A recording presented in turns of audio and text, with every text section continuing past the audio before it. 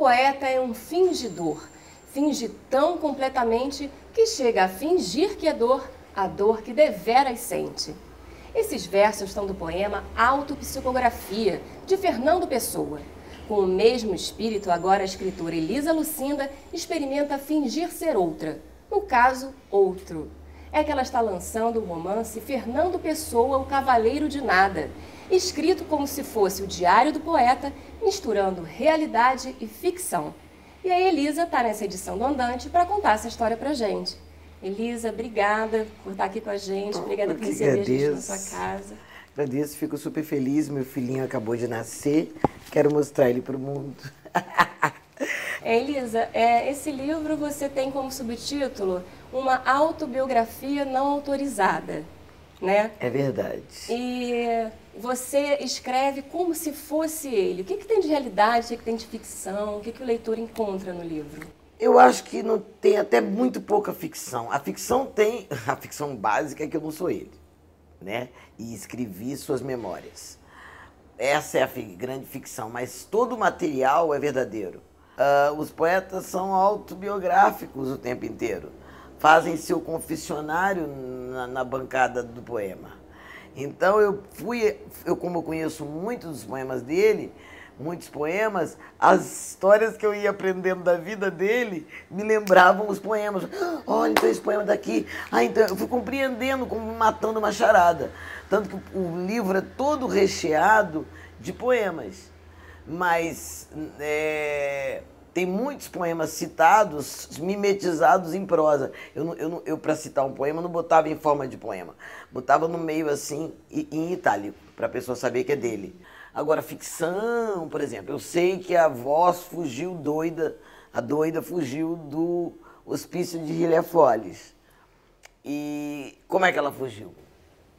Aí você cria Aí eu criei uma história que ela, enfim, que ela deu um golpe lá e deu um remédio para a enfermeira dormir e chegou em casa vestida de enfermeira. Então, assim, a ficção é mais um molho para rechear aquilo que ele não me disse, mas que indicou na sua história, entendeu? Então não inventei um personagem que não existisse. O próprio Cavaleiro de Nada é o primeiro heterônimo dele.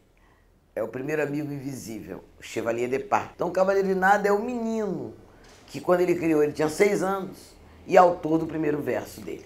Ele nasceu na hora que ele ficou de luto, o pai morreu, o irmãozinho morreu, a mãe casou de novo. Ele se apegou a essa imagem desse menino que ele criou e a mãe chegou a pensar na possibilidade de deixar ele com a tia, a irmã dela, madrinha dele, para poder ele aprender a primeira língua para que a sua primeira língua fosse o português.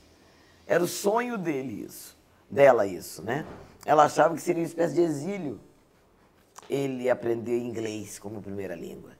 Então ela pensou em deixá-lo com a tia. Então no meu livro, na vida real, são cartas, mas no meu livro ele escuta essa conversa. Ai, Anica, eu não sei o que pensar, a África é uma incógnita, não sei o que lá encontrarei, minha cabeça está confusa, meu coração dividido. Quem fala aqui é Madalena, mãe dele. Agora é hora de alfabetizar o Nando. É justo que sua primeira língua intelectual seja a inglesa, uma cultura, embora também europeia, tão diferente da nossa, tão fria. Oh, meu Deus, isso lá são horas de se levar o miúdo. Minha irmã querida, compreendo a tua aflição, mas não concordo com os caminhos aos quais essa aflição te leva. Deixar o Fernando aqui, assim, tão miúdo, em luto pelo pai e pelo irmão, sem ter ainda noção do que é a morte, ele ficaria contigo. Tu és a madrinha, a segunda mãe. Sei que não o deixaria sofrer. A distância pode ser melhor do que tê-lo em África, a meu lado, porém exilado. Creio que um homem sem sua língua mãe é uma espécie de órfão também. Estás a perceber? Diz que me entendes, minha querida irmã, entendes? Entendo é que estás apaixonada. Ele está, então, triste, porque ele ouviu a conversa, ele fala, eu não quero ficar em Portugal, eu quero ir embora com a minha mãe para a África, eu não quero ficar aqui. Aí começa a chorar e o Chevalier fala assim, o Cavaleiro de Nada fala assim para ele, vai lá e fala com ela. Fala o quê? Fala um poema para ela, mas eu não sei. Na hora eu vou soprar no teu ouvido. Aí chega lá e ele fala, querida mamã, cá estou em Portugal, nas terras onde nasci. Por muito que eu goste delas, ainda gosto mais de ti. Ai, que lindo. Lindo, né? Aí, claro, a mãe não resistiu a esse argumento e levou. E onde você foi buscar essas histórias todas para compor a personalidade do Fernando Pessoa? Eu fui buscar na obra da Isabel, que é a sobrinha neta. Eu fui buscar na obra da irmã, que é responsável pelo espólio dele, cuidou de tudo. Eu fui buscar em todo mundo, Almada Negreiros, todo mundo que era grande amigo, que escreveu e contou o convívio com o Fernando. Então eu descobri cada coisa. Eu não imaginava que ele nunca tivesse saído de Portugal. Sempre achei ele um homem cosmopolita. Jamais imaginei que era uma pessoa que não conheceu Paris, que era do lado. Eu sabia que ele era múltiplo, né? Eu já sabia que ele era um cara, que ele é um cara que escreveu vários outros autores. Ele é pai de Ricardo Reis, de Alberto Caeiro, de Álvaro de Campos, de Bernardo Soares, que é o autor do livro do Desassossego. Então, quem conhece Fernando Pessoa sabe que ele tem outros autores, cada um com uma obra diferente. É que esses são os principais heterônimos. São os principais heterônimos, tem muito mais do que isso. Mas isso faz dele o grande gênio da literatura universal. E é português.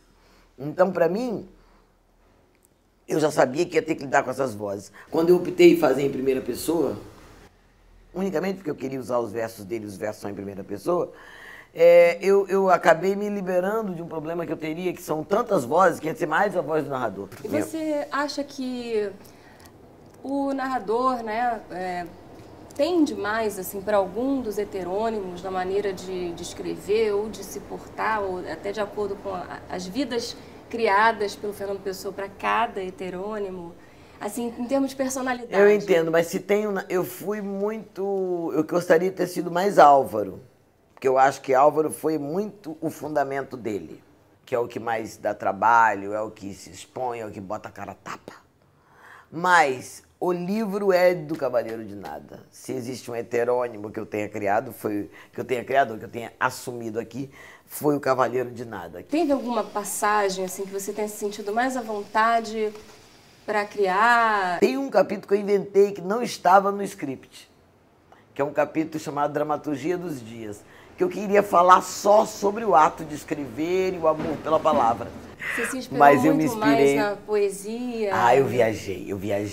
Comecei ao palavra, rainha do meu palácio. Já comecei assim, né? Tudo que vejo vai para essa fotografia que faço com a união das letras. A luminosidade que adentra e promove sombras e escuros do outro lado, onde não atinge. O movimento das gentes, a temperatura do ar, o pensamento de uma criança que vai a bailar pequenina e ausente da vida urbana, caminhando em companhia da mãe que de loja em loja procura aquele tecido e o vai ainda levar ao alfaiate para o marido.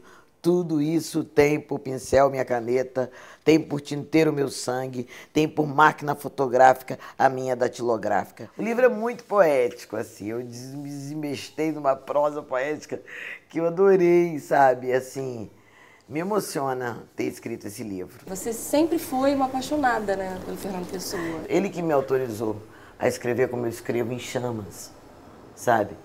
Então, eu sou apaixonada por ele, eu conheci ele muito novinha e foi fundamental para eu ser poeta. E, além disso, meu sonho, atenção escolas, é que ele vire um livro do ensino médio. Eu acho que interessa muito, é contado de um jeito como uma novela, eu quero que vire uma minissérie, um filme, sabe? Mas a gente tá bolando um espetáculo com o Cavaleiro de Nada, contando a história dele, que acho que de um jeito que não foi contado, né? Tô que nem criança, sabe? Quero ganhar o mundo com o livro, quero que ele viaje o mundo inteiro, porque Fernando é o grande poeta da língua portuguesa. Ele dizia isso, que ele ia ser mais conhecido que Camões. Tava certo, menino. Elisa, obrigada pela sua presença no Andante, por receber a gente aqui na sua casa. Sucesso com o seu livro, com os projetos futuros. Obrigada a você, sejam sempre bem-vindos, parceiros dos nossos sonhos, a imprensa é. E parabéns pelo programa. Obrigada. E o Andante fica por aqui. Gostou do bate-papo? Envie sua opinião e sugestões para produçãoandante@gmail.com e nos acompanhe também no Facebook e no Twitter. No nosso Facebook você confere dicas culturais e ainda fica por dentro de tudo que rola nos bastidores do Andante. Conheça também nossas outras produções na tvuerj.com.br. Tchau, até a próxima!